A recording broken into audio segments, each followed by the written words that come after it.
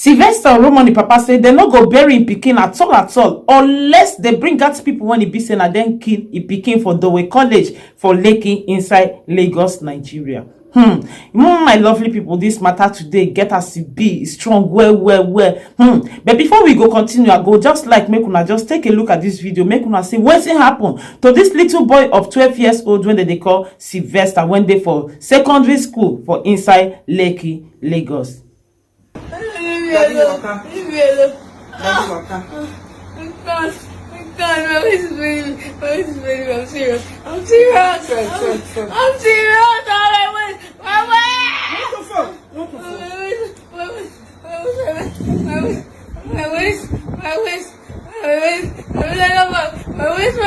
My waist.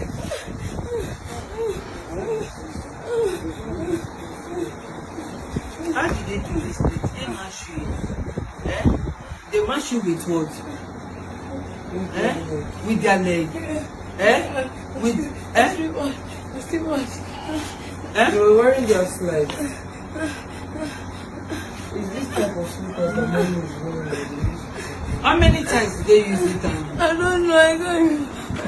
Yes, my lovely people, this particular video, it dey painful well how this little boy they feel all this pain still can't die for inside. Hey, my people, this matter today get as e be. Anyway, welcome you all. If now your first time to the join us, you're welcome. Those ones when done the join us before, all of now welcome. My name na Harmless. Those of you when be our followers, our subscribers, may God bless you now. And those ones when you be saying I'll never see they follow us, please do say it be like say this word it gets us. The word on they turn into now. Many things they happen when you be say, "Oh, not supposed to they know, not supposed to they hear them 247." So that everybody go take know I go take package himself. My commenters, likers, subscribers, followers, so on and so forth. May God continue to be blessed.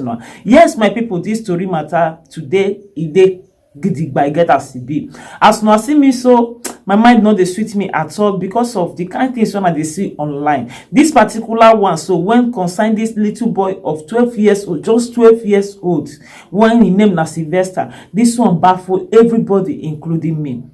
This particular boy, so he died for inside school, boarding school, when he be say his parents put her for inside Lagos. How everything they happen, all this matter, so we go make una understand from the beginning to where we dey now, so that una go get the information how everything they go on. So according to the father of this Sylvester dey for secondary school for body house when the name of the school be Dowen College. The school there for inside Lekki for inside Lagos. So why the father get mind to still leave am for the school? Because of say the school the man don't train 4 of his children and they go to school. 2 don't graduate for inside the the same school. So if he say as he be say this one na last born, if he put am for there, at least his seniors, his sisters there, they go still look after him. So according to the father, this Sylvester, so now being last born out of 11, and now be the only pikin when be say they born with cesarean, which is operation. Now the mama say born am, and the pikin they do very well and so intelligent. And also the pikin self in dream now to become pilots, people when they drive aeroplane, more put on like that if they grow. So now waiting the pikin they study for, he won't study for school if he enter university, and a very intelligent boy. So the father feel comfortable due to say other of his children still there for the school, make he put this Sylvester for them. He go still continue because the one was when don't graduate, one of themselves don't enter UK when be London side, go they see they read university for that side. So they are doing a little well in the school for all this brain issue, but even I say for the caring issue, now be say the school they fuck up, and the matter now won't let una know. So how this killing of a teen start? According to the father, the first time they call her from the school, say make you come pick in pikin when be this Sylvester, when be 12 years old. So make you come carry her and say the pikin they go play football. Now so the pikin fall and the body they pain am. And according to the school, they said the thing happened for weekend, whereby they called the father on Monday, which is I think it was the 21st of November. So they called the father on Monday, and they say when they called the papa, the time said we done late already. So the father have to find solution, send somebody go pick him, and the person meet up to go pick the boy on Tuesday. So now so they they carry the boy go house. But as they reach house, the person wey carry the boy, as in dey see the boy condition, na call the father say no, the condition of this boy e dey very very bad. This kind condition may be the one wey they take dey play. They say from that moment na the boy he carry this 12 years old Sylvester, carry am first of all go hospital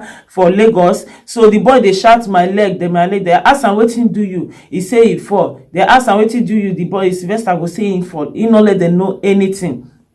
And they say him mouth too come still dey black, he come dey peel like wetin dey give am something, but nobody understand at the beginning.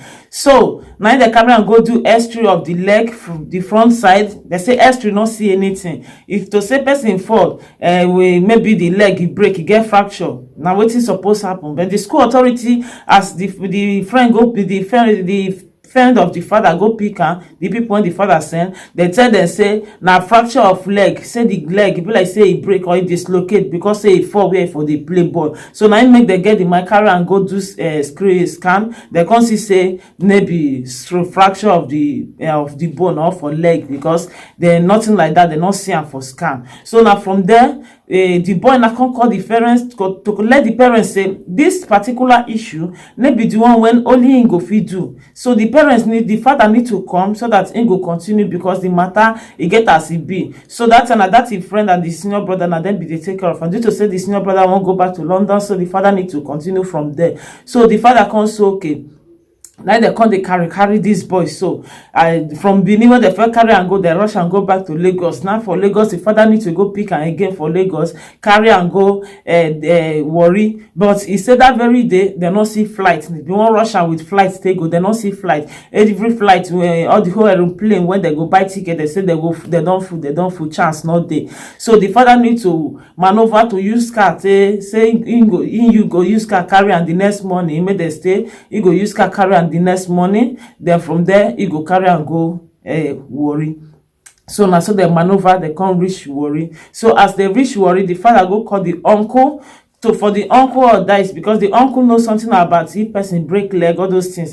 So the uncle come, he check, he can't say, but he not see any fracture. Say this person get fracture, this pikin get fracture. But why it can't be say all the leg, all the lap, everywhere, just they don't swell up already. And the pikin, if you they shout, you go they shout, so all the body they pain them everywhere, they pain them. Nowhere when they go touch, they no go, they feel sit down, go feel stand, they feel like down. In mouth go they burn am for inside, go they open mouth, go they say in mouth, and all the mouth don't burn already finish. The thing itself come they swell up as now they see some for this picture. So because we need to still cover them, so the no go feel like that to even go toilet itself, they need to carry him, go help him out. Go feel, and they need where when they touch him now, so you go see they shout, with the pains and everything.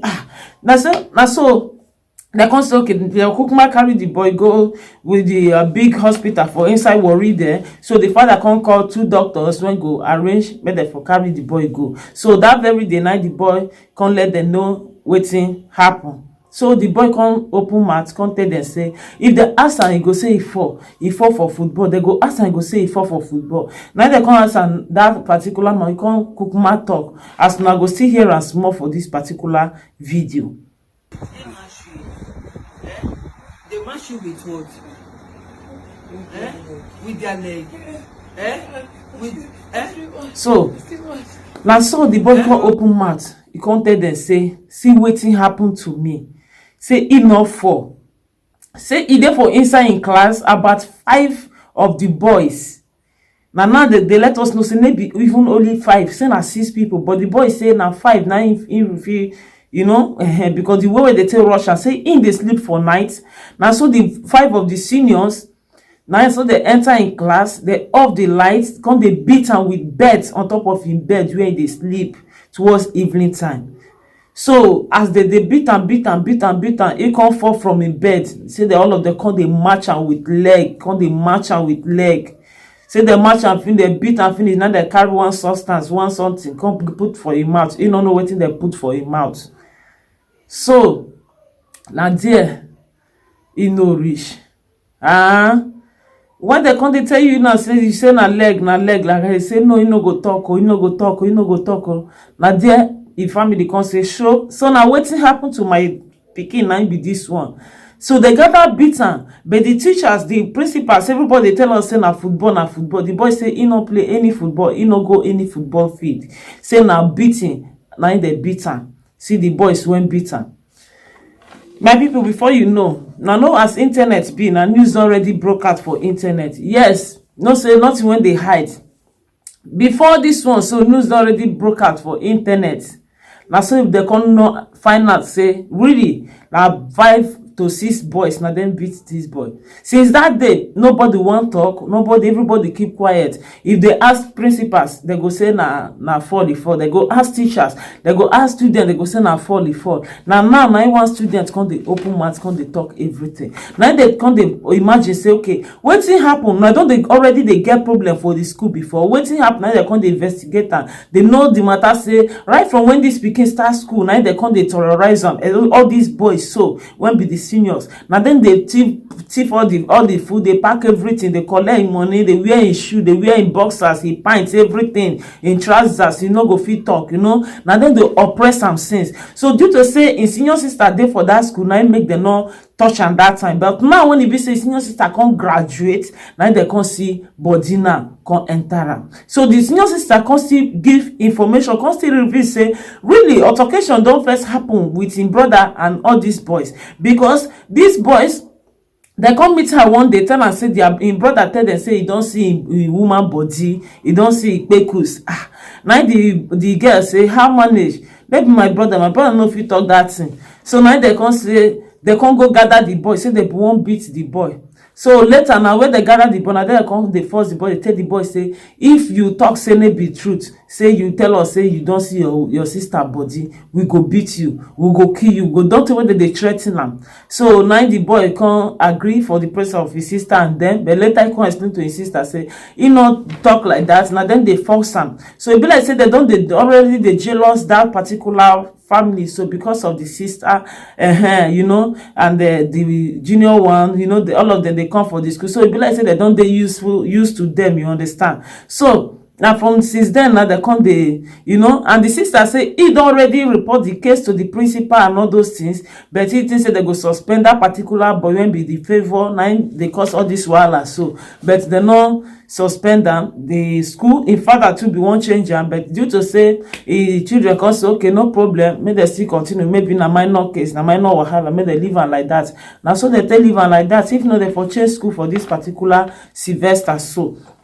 So now that the sister come review say really now wetin happen be that you don't say when they find this boy maybe the first time, maybe now because say she now graduate for the school, now make they can't get the mind now can't go beat her with this one when not come reach like this. Now no internet can't bring her come and say really say they ask the boy make he join their court group. Say the boy say no, now make them beat am. And that one another reliable source for inside the matter, so still carry come out, because maybe everybody go feel hide the secret when you go say no talk, go talk, something must surely happen. So now the students for inside the class now they come out. Anyway, before we go listen to the students, make we hear wetin the principal talk, the school authorities talk, and how Lagos government can't take chook mat for the matter. Because as we dey talk now, the school they don't close the school for now. Yes, they don't close the school till further notice, till they go find justice for this particular boy. And then they let us they know say some of those boys when it be say they involved in the killing of this Sylvester. So say some of those boys, 2 of themselves don't travel come out for Nigeria, they don't fly come out, their parents don't carry them come out, go unknown destination. That one will still put mat for that one. Make we listen to waiting the principal and waiting Lagos State the governor talk for inside this particular matter. The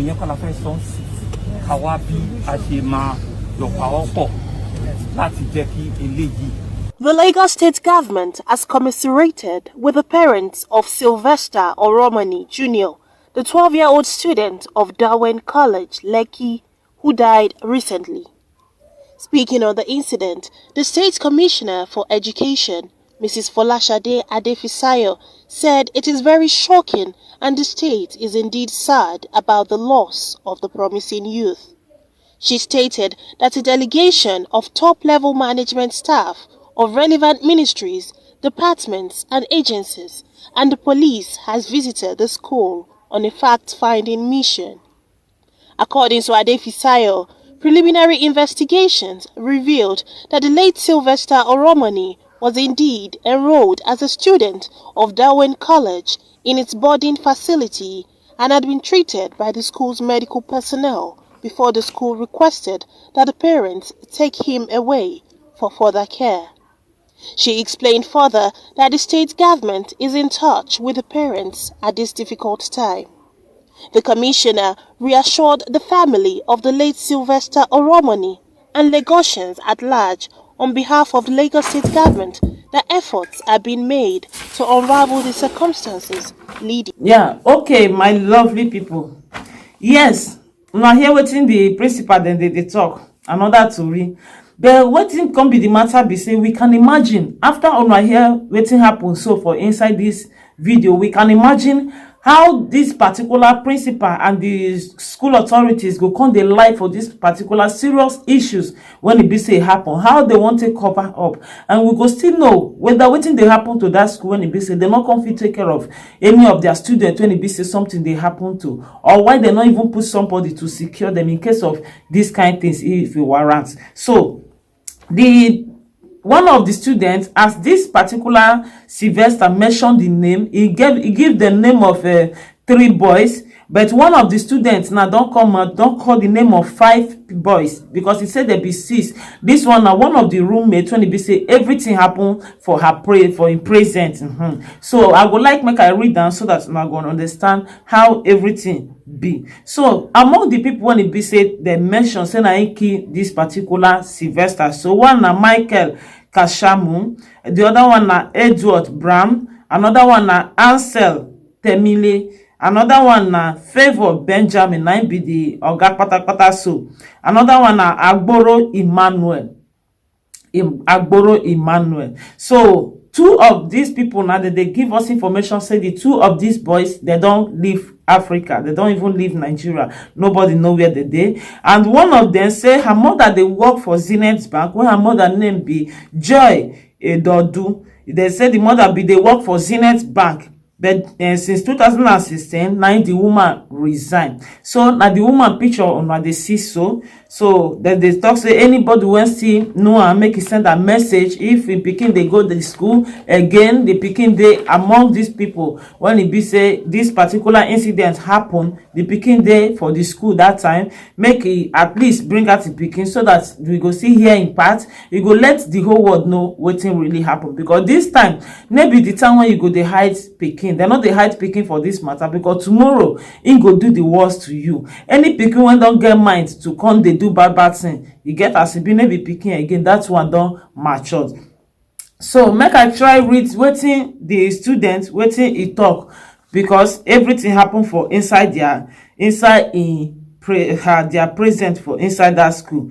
So according to the father, to me would come finish, the father say when after the boy tell them say they give am something drink and everything, they even treat her for malaria, they put drip for her body, for him body, they give am painkiller and so on and so forth, but still nothing go feel whole am. This boy still kukumo, he still go, because we believe say that thing when they put for him body he get as he be.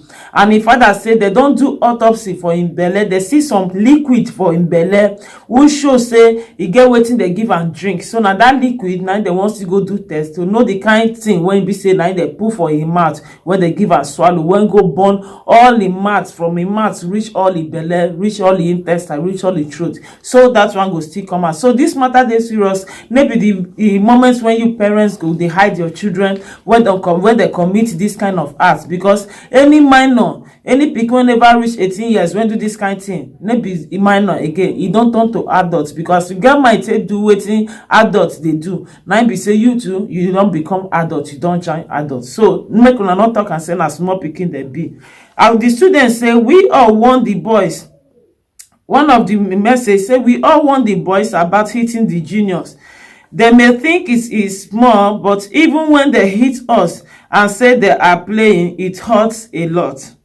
We had a conversation with them 1 or 2 weeks ago on the way we treat juniors, because They were angry that anti-bullying policy that were not in place when they were juniors are now in place, and they said they would continue to treat juniors the way they were treated, but we didn't know they would go to that far. So this person, they tell us say they don't want the senior people, those ones when they from SS1, SS2, SS3, make them not they beat the ones when they JSS1, JSS2, and JSS3. Make them not they beat their juniors. But then they say when they be juniors, the law when they put now, make them not they bully people, make them not they laugh people, make them not they maltreat people, make them not they beat all these children. You just they treat them anyhow. Say that the law when they put now, then when they be junior, they not put that law. So then they go treat the juniors the way when their own seniors they treat them. But this person, they let us know say they don't know say it go that far to reach killing. So the person continue to say but the court aspect, these boys are not even friends, so I don't know about that, because no say news breakers say their court matter say they say make it can't join court, now make they come beat and say no go join. But the father say the boy Sylvester, he not mention anything like court. What he thought say they for inside a room where they come the beat am. He not talk about the court. Even this person wants to do this message and send the reply this message, he say he don't know everything about waiting be court issue for inside. Also, the reason people are talking is because we had an assembly and principal told a bushy story to more. So he said because why they not they talk now, because the principal make assembly, he call meeting, he come they tell them sorry story when you're not supposed to tell them. So nobody open mouth to talk. So he can't mention the name of the people when he be say they kill this particular Sylvester. The student, he mentioned the name, say Edward Brown, Asitemani, Favor Benjamin, Agboro Emmanuel, Michael Kashamu. So he mentioned these 5 people name, and he said we all warned the boys about hitting the juniors. They may think, okay, they don't know say we go this far. Okay, no problem. Another person say hello Tamara. He sent message say Sly got beat up on Saturday 27th of November. Sly got beat up on November 27 by those boys that the name above, those 5 boys when be say the name. So now 27 night they beat am. The ringleader was Favor Aslim and Michael. Favor Aslim and Michael is more of the follower. Okay, the ringleader might be the Favor what's they call her? Favor Benjamin might be the Oga Pata. He said I was in the room the day they came for Sylvester. The particular person saying they for inside room. Says Sly was on his bed and we were just talking and playing in our hostel room as usual after we clean. At about evening time, the senior boys came in.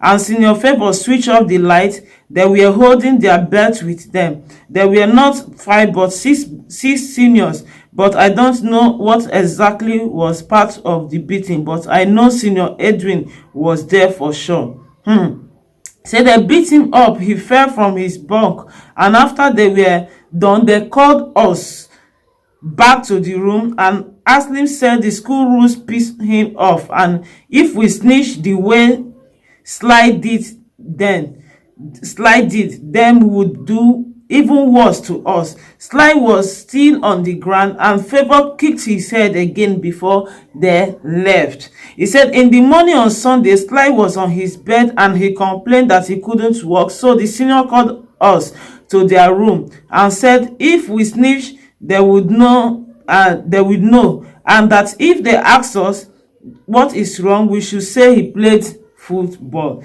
The dorm master knew that there was a beating that occurred. I don't understand why they are lying on the matter.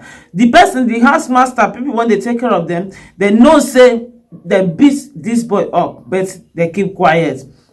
Even the following morning, Sly went to the sick bay, and it was obvious he was beaten, and because no football can break bones, and moreover, that weekend we didn't have or play football or sport activities. I tried to explain to the principal that what happened, but they kept shutting us up and saying he was playing football even before Sly uncle came to pick him up. Me and my friends told our dorm master, my Mr. Ahmed, what really happened, but they didn't want to listen to us. I can't sleep, so I decided to speak the truth. If everything Slide said before he died were the truth. We don't know he was dead till we don't know he was dead till we were sent home and pick our parents. That all told us he was getting withdrawn from the school. This is not the first case that has happened in Dowen. They always hide and cover it up. The junior students are not always protected by the teachers or principals. If we report anonymously, they would make us suffer for reporting. So now I see the confession that this is the same thing that Sly tell him parents before he died. Say they beat him up, and these students come out to say really they beat Sly, and they beat Sly up. Sly na be the Sylvester, so a guy named na be Sly, so say they beat him up, and at 6 people na them beat him up, maybe even only 5, and this particular issue they occur, and the teachers, the headmaster, you know wetin happen. Why he can't be say he no tell them? He keep quiet. He tell the parents say na football na he play. No, I see say the matter no good, and they say this the doctor of that is the school nurse, I be their school doctors. They don't check this boy up. Now then they call the parents, make they come carry him. Why they not come see say all these things happen to this boy? Even which kind check up, they check up. They don't see the boy mouth when the boy they born for a month and all those things. They still get the mind to tell them say na football. After this boy they shout for him body, all in body everywhere don't go. They don't scatter, beat everything come up for him body. The boy they shout. But the teacher still get mad. I don't know the kind of school when be say in Africa. What is really happening? What is really going on? So this particular statement, when it be say the teachers they do, it good, not good at all. They speaking there for their custody, they for their hands. Now boarding school. If the pikin they sick, the doctors need to treat them, even carry them go the higher hospitals if they not fit take care of them. Carry them go the other hospital, but instead when you go carry this Sylvester go other hospital, they call the parents, and before the parents will come, they carry all this things. Still they go. The parents now still carry. They don't know what happen. You will be the doctors. You know everything will happen. The teachers, all of them know everything will happen. The principals, all of them know. We are not saying that talk the truth so that they go know the kind of medication when they go treat them. Fast, know what they go do for him body. Fast, no extra when they go follow for him body. So that they go know where they did. Man, not talk. All of them just keep quiet to kill this innocent boy. This is bad. This is bad. And some of the parents now, when they hear say some of the parents don't carry some of their children travel, and that is more bad. I don't know what is going on to some African people. I don't know. So this is not the first time when people they complain for body school. The way they are treating children is very, very bad there. Even the people they fight, nobody will come, they separate them, no security, nothing, not even good doctor, no information, no CCTV camera, nothing to even save anybody life. You are just on your own, jungle justice. That is what you people have in Africa, in Nigeria especially. This is bad. After the whole money, maybe say their parents they pay for school fees, still we are not still save their children, guide their children, protect their children at all. Courtism for us small school. Imagine a JSS2 student, courtis. What they come up for primary 6 now, courtis, maybe university again, no primary school now, secondary school, courtis. What is going on in Africa? What thing they happen? And people are talking of justice. One comment is saying that which kind of justice that they after all of them are minor. They are not minor, my dear. If since they get mind to keep person, they not be minor. And even if they be minor, they get in prison when they put minors. Yes. And you get waiting you will commit, they're not going to give you minor jail. They go give you jail when they will give adults, because you commit waiting adults they commit. You will be minor, now you get the mind to come commit, and you know good. Killing woman being, beat person up till he go die. After you beat am, you no reach una, na still carry substance pour for, no, just come kill that boy for nothing sake. All na jealousy matter, wetin I wan put for the thing. Or maybe una dey like his sister no dey give una face. Or maybe una just dey jealous am, say e dey intelligent, or una jealous him family, say dem dey intelligent, or whatsoever. I no just understand wetin go push little boys go dey beat up another a student like them till the person dem go just kill am throway. This is not fair. This is bad. We still congratulate Lagos State Police the way when we say they take lock the school, but a lot of you are not doing enough, because all these private schools, so they're supposed to get assistant social assistant one, like all of you will be human rights, all this and all that. Some of you need to at least be visiting schools, take the names of the students, or sometimes go they pass, they ask them questions, know what is going on. You know, if na medication you want to carry, go give them, take them to hospitals, treat, they take, that is, they take their blood tests and everything, know their health conditions, so that person will know as you go take they help them. Waiting the school to they lack to take care of their students, now go give them information, because these teachers, they will just close school, they will come out. Principal to once they don't come give you all information, they don't come out be that nothing. They are not doing anything. Security, they know they do. Even CCTV camera, make them for not tire, make them just put cameras. The camera go even put fear for the body of the student, for them to know, say yes, now here they're supposed to put leg reach, they're not supposed to carry leg to pass that one. Nothing. So they need people to talk on their senses. Please, I call you on you all. You people when be saying now they come out as human rights, now the organizations when get access to reach at all these schools, especially all these boarding schools and some government schools for inside that particular Africa. Please make una still give them sense, so that people like what they say, because this is not the first time now they give this kind of information. They kill this one for school, they kill this one for school, they kill this one, little innocent children. Some they will even rape them. The school will still be covering up. They no want talk truth, wetin really happened, and that is bad. That is very, very bad. So we dey urge the parents of those boys when we say their hand there for this particular death of Sylvester, may they bring out their children to come face the law, to come talk wetin happen, so that they'll give them their punishment in case of next time they no still get mind to commit all this kind of thing. If you start to dey keep am now, tomorrow you go kill yourself, because you go say nothing go happen. You go still get who go still keep am, because una get money. Money may be everything. Wetin you know say they do, you know go like am, don't do it to another person. You will carry your own run, whereas your own kill another person. Oh, wetin you mean? It's not fair. Because I don't believe say where your own they run, they go get peace of mind there. Even you, when be say you support them to cover up, you to know get peace of mind. God must surely judge. That is the reality and the truth. So this is not fair at all. Anyway, my lovely people, we still they follow the matter. Any other information when we still get from now, we will still let una know, so that at least now go know how this matter will take end, because this one it just the start. So we need to hear more information. As one of the students now don't come out, can't tell us some information when you know, we believe more people go still come out. From there we go hold the matter for hand kakaraka. Now so it be. So you parents, I beg, make una just dey one. The women are take dey support my children when they do bad thing. If na your pikin do am, say your pikin do am, carry am go face the law, make e face the punishment. As e take do am, if na small garri chief, they will give am small garri prison. If na big one, na so they dey do am. When e go pass through that stress and all that suffer, you go know say really wetin e do, e no good, person suffer for im hand. Next time you no get mind to am again. But if una come dey hide them, na dem go kpai you now. Na so the matter reach. So I rest my case. We still dey on this issue. Thank you all for watching and remain blessed. Bye for now.